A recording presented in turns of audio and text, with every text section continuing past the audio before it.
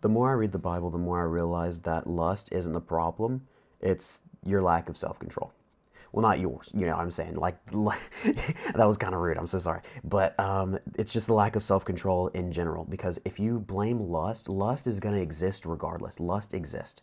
That is an in general thing. Like it's going to exist in every capacity, any capacity. So if you blame that, then what? Alex Hormozy has this saying, like, if you always place the blame on others and never take the blame for yourself, you're never going to change the problem. So if I always blame something that is always going to exist, I can't just say, ah, if lust didn't exist, I wouldn't have done that. You know, I wouldn't have done that. Instead, you say, I lack self-control, because those things that tempt you are always going to exist. They're always going to exist. So if you blame those things, you're always going to have that problem, as opposed to lack of self-control. You can fix that. So the greatest men fell to their lack of self-control. Solomon, he had thousands of wives, and God warned him, don't date or don't marry women outside of your religion, because they're going to end up making you serve false gods. And that's exactly what happened at the end of Solomon's life. The wisest man ever, by the way, he ended up serving false gods. So where he's at, I don't know. But David, this story obviously is, he goes out to his balcony, and from his vantage point, he sees Bathsheba. And Bathsheba is a beautiful woman, and he sins for her. And he brings her back, and his servant is like, isn't this Bathsheba, the daughter of Eliam, the wife? The wife? Ah, David, don't do that. Don't do that. Don't do that. Don't do that, David. Don't do that. Don't do that. Don't do that. Right there, he should have stopped. As soon as they said wife, can't do that. Can't do that, David. The wife of Iliam, Uriah, or the wife of Uriah, and he doesn't stop. He's like, yeah, I'm gonna have that. So he ends up having sex with the lady, and she becomes pregnant. So he finds out. He ends up sending for her husband, because her husband is in the military, in the war right now. And he brings him back, has a great day, and tries to get him to go and sleep with his wife, so he can kind of like play it off as though he slept with his wife and got her pregnant. He ends up staying. He has a great day with David, stays, but it doesn't turn out the way that David wants to. He tries twice, and Uriah ends up staying away from his wife, not on purpose, but just because his fellow comrades are in battle, and he's like, I can't do that while they're fighting. I can't just go home and be with my wife. That's not right. So David is like, suit yourself. He sends Uriah to the front lines and ends up killing him. Basically, he sends Uriah to the front lines, gets his military commander to send him to the front, and he pulls his men back as Uriah advances forward, and Uriah is killed, and some other soldiers are killed because of that. And it leads to several things. The lack of self-control leads to several things. It leads to, so first and foremost, David's lack of self-control led to him sleeping with another woman. So I'm just going to, every sin right here. Lack of self-control. Is lack of self-control a sin? Yeah, I would say so. Acting out of the lack of self-control is a sin. So acting out of the lack of self-control is a sin. He slept with a married woman out of wedlock and got her pregnant. The pregnancy, getting her pregnant, I guess that's just a part of sex. Got her pregnant. He gets her husband. He lies to him, tries to deceive him, saying, you need to go sleep with your wife because you've been working so hard. Does it twice. After that, he sends a note to his military leader to send him to the front lines. So he ruins somebody else's integrity. He's ruining somebody else's like reputation, basically. Because Joab is a military leader. He sends his men to the front lines, and he pulls back other men so that several men die, including Uriah. And then after that, he is conniving, or just deceitful. I'll say deceitful again. So he gets a report about everything, and at first he's like, why did you guys even get so close to the wall? That is so stupid. You know what happens whenever you get close to their military defenses. Of course, they're going to be shooting arrows at you. And then the messenger is like, well, Uriah is dead. So he's like, oh, you know what? Don't worry about it. Don't worry about it. So his own integrity is being compromised from that. And yeah, he's just like, yeah, don't worry about it. His own integrity is being compromised from that. So from one lack of self-control, you have all these other sins that come about just to cover the tracks of not having self-control. It should have ended so much longer ago. Like as soon as they said wife, It should have ended there. But because it didn't, it ruined several people's lives. So all of the lives of the people who lost their life, all the people related to them, all of the wives of those husbands, including Bathsheba, and then Joab, the military leader, that is losing like repertoire with his military because they're gonna think like, oh, he just sends people out to die, and then nobody is looking at David from this. But it's David's sin. Like, David is not feeling the full effect of his sin yet. In this moment, rather. I don't know if in the future he gets, I think this next chapter, I'm peeking forward, it says, but God was not at all pleased with what David had done. That's the first sentence of the next chapter. So, like, that one sin carried into so many more sins. So yeah, lust isn't the problem. Lust really isn't the problem. It's your lack of self-control.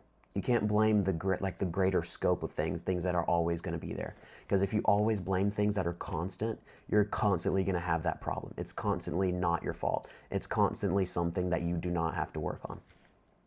Or you choose not to work on. And that's not good. So you need to actually work on the things that are a problem. So lust, it's your lack of self-control. Lust is going to be there regardless. You have to fix it. You have to build yourself up through, you can do that through prayer, through reading, through other people, through going to church, through actually practicing what you read as well. So there's so many different avenues and different ways to find that. To build that, rather. Build your self-control. But yeah, that was an insane chapter. That's a very important chapter. Like, it's crazy how it's just like a freaking snowball effect into terrible things. But dope. That was dope. That's a really good chapter. Because I personally have dealt with lust in the past, and I've built up my self-control. But it's weird because I don't want to. I was telling God, I was praying to God, and I was telling him, I'm doing great right now. Like, I'm doing really good. Sustain me, please. Like, I don't want to fall back into that. I know that I'm doing good, but I'm not naive to the fact that I am just as human as everybody else. And it's something that I want to stay on top of. I want to make sure that I know whenever I'm slipping. I know whenever I'm clicking on a thumbnail I shouldn't be clicking on. I know whenever I'm slipping, and I just need to pray that out. Like, keep it prayed out, keep reading. But I just encourage you to do the same, because it's a lot. It can be a lot for sure. That was very long-winded, but we're about to go hit a lift. We're just going to do a heavy chest day, and we're going to freaking get after it today. Today is the start of a new week. Actually, it's Tuesday. I finished my workout plan yesterday. Not that you guys care, but I'm going to go hard in the gym. So, you know the transition. We're going to transition. Right now, I am at home. It is 4 something. We're about to go to the gym. Whenever you get back, next time you see me, rather, we're going to be in the gym. And we're going to be at the bench press. How much you want to bet?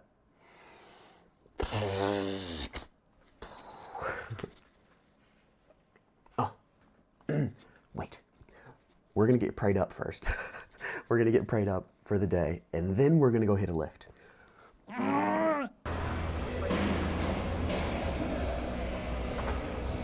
That was fire. That was so good. That was such a good transition. Such a good transition.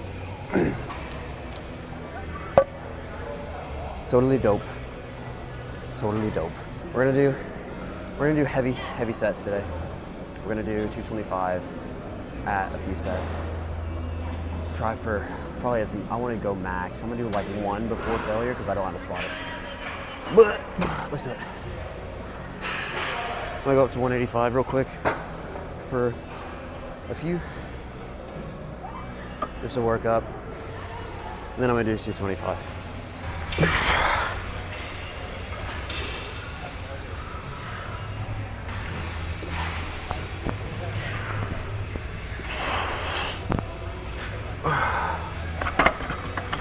Actually,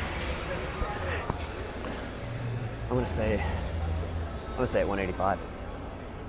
That feels heavy today. Yeah, I'm gonna do 185 and do my last set at 225 for max.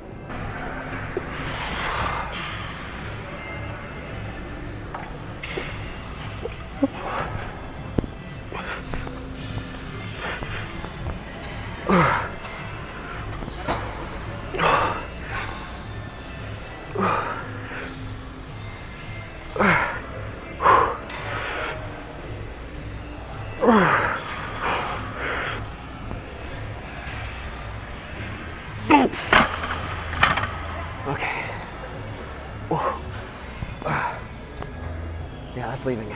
That's leaving 2 in the tank. For those of you that are wanting to like record yourself in the gym, do it. I'm the only one in this gym with a tripod right now.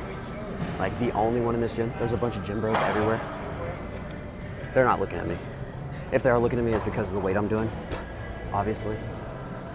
Like, I'm literally talking to a camera and nobody thinks I'm weird. Like, they all know what I'm doing and they don't care. I could use a little, like a yoga mat pad thing to stabilize me, but I kind of don't want to do that because it's kind of awkward. And also, like, the flaps on the edges, they kind of like, they're up, so my elbows press into them and I have help coming up. So it's, don't want to do that. I don't want to do that because if I do that, then, you know, sometimes I feel like I'm weak or something.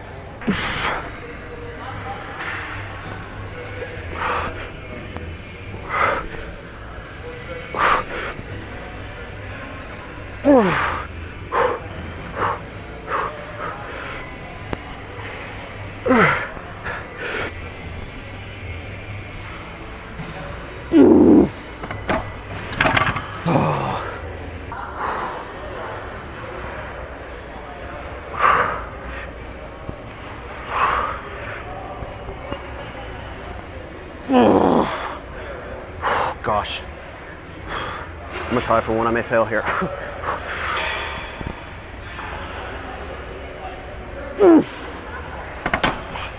Oh, dude. Oh. Oh. Talk about a struggle.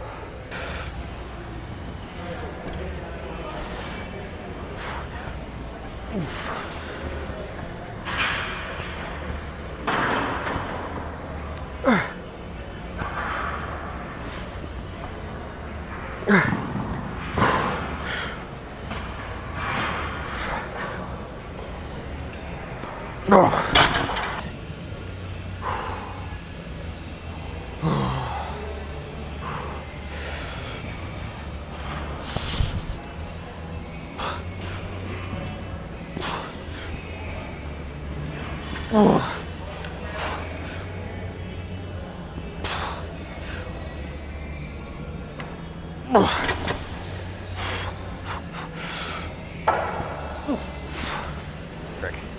Let's try this grip right here. Just do rest pause. Rest for like 10 seconds. Try to squeeze out another rep or 2.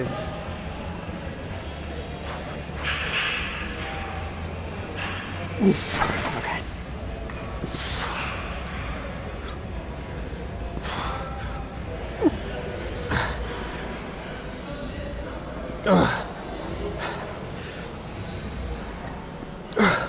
Try to explode here.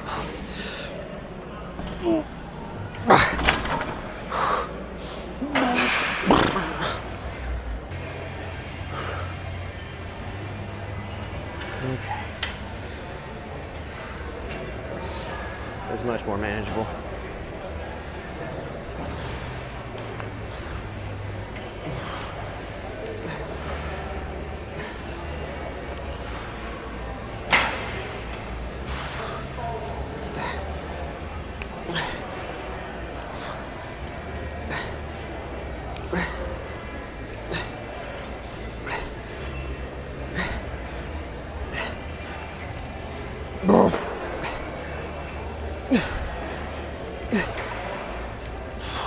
Oh my gosh.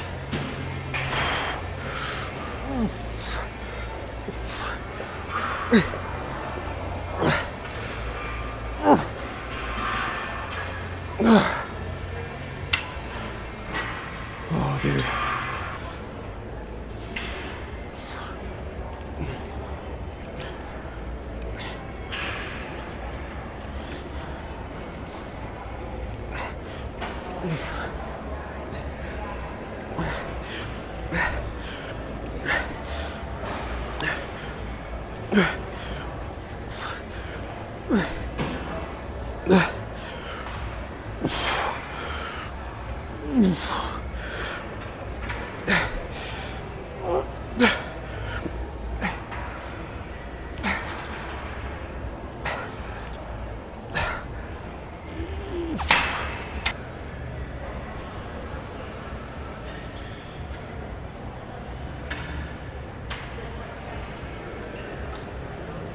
Dang it. Dang it. So I zoned out just now, and I realized that I was staring right at an older lady on the wall putting her hair up. And I don't know what putting her hair up detailed has to do with the rest of it, but dang it. Dang it. Okay.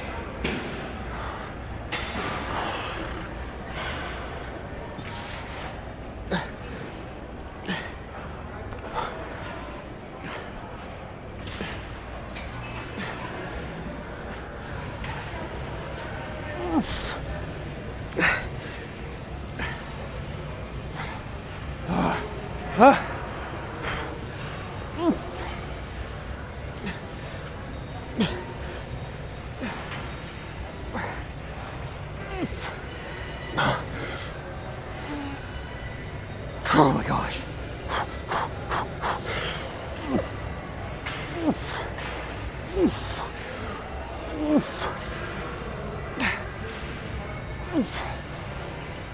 Oh my gosh.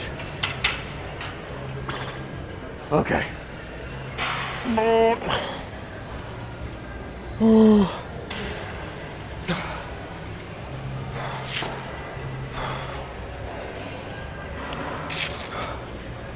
Time to hit back. Time to hit back. Oh, wait, what time is it? 5:50. We have time. We have time.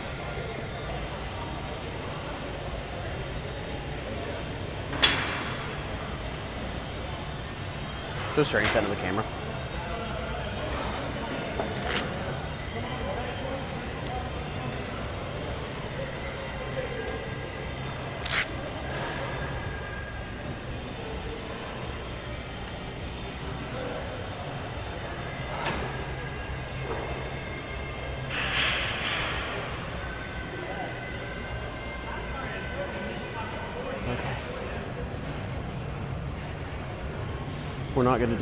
We're not gonna do weighted pull-ups here. We're just gonna try to do strict form, no kips, and we get what we get. Just super strict form. That's what I want.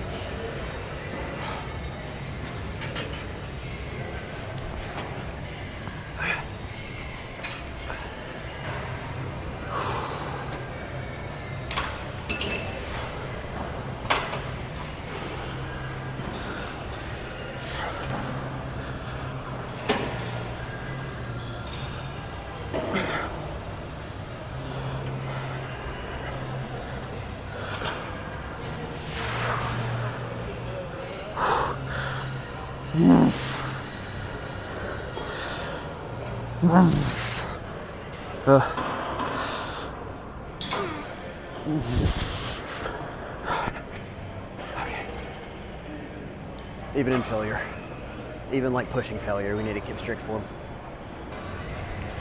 I always feel whenever I jump up here that I'm not gonna make it. Always. Like I could literally reach up and just like barely have to jump and get it, but I always feel like I'm not gonna get it. I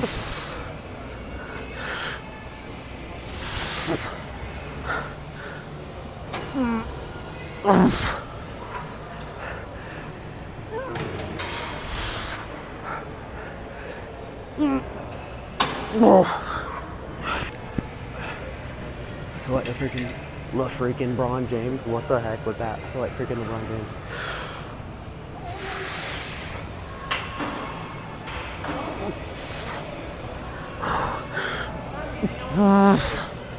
My gosh, dude. Oh, come on, we gotta do five.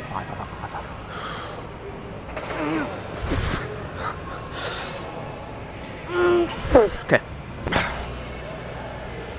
I think we're good, boys.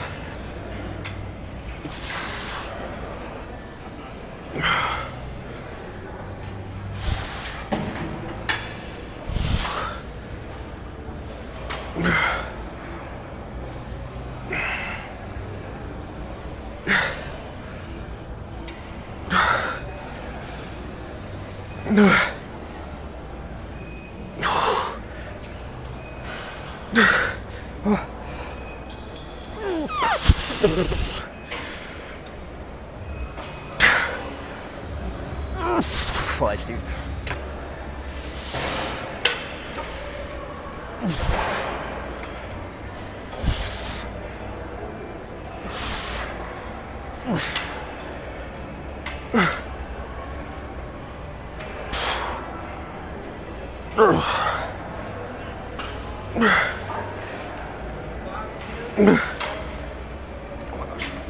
my gosh.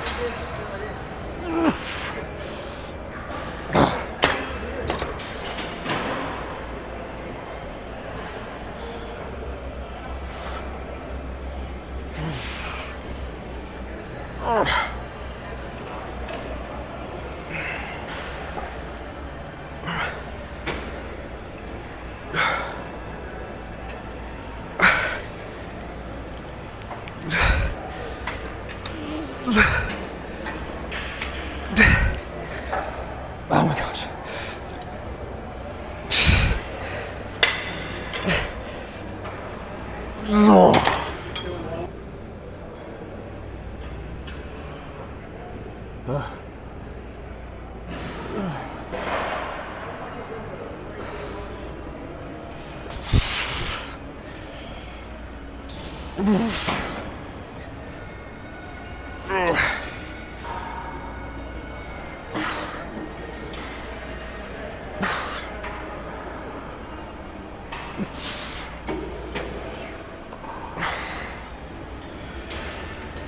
Oh my gosh, my grip. I need straps for this last one. That's it. Oh.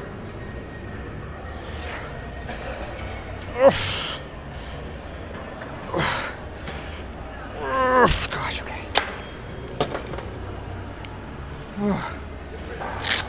Dope.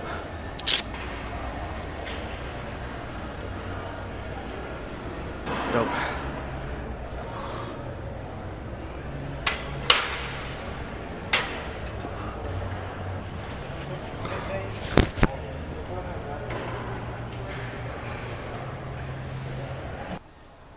Alright, cool.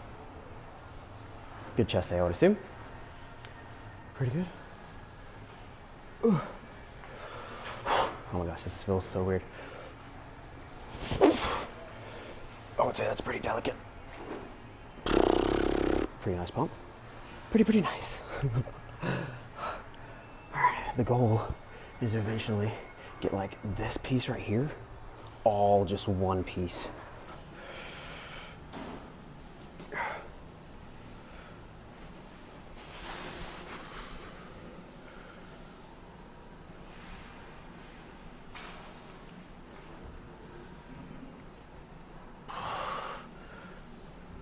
Ugh.